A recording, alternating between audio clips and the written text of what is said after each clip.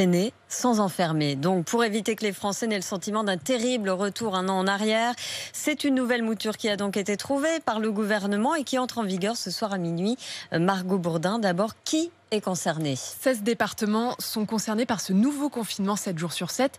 Les 8 départements d'Île-de-France, les 5 départements des Hauts-de-France, mais aussi la Seine-Maritime, les Alpes-Maritimes et l'Eure. Ça représente en tout 21 millions de Français. Le confinement est annoncé pour 4 semaines au moins. Qu'est-ce qu'on a le droit de faire? Alors la grande différence avec les 2 précédents confinements, c'est que vous pourrez plus facilement sortir dehors. Concrètement, vous pourrez vous promener, vous aérer ou faire du sport sans aucune limite de temps, à condition tout de même de rester dans un périmètre de 10 km autour de chez vous et de vous munir d'une attestation de sortie. En revanche, les déplacements entre les régions sont interdits pour ceux qui sont confinés. Si vous habitez dans les Alpes-Maritimes, par exemple, vous ne pourrez pas vous rendre en Auvergne-Rhône-Alpes, sauf pour motif impérieux ou raison professionnelle. Et pour les autres régions?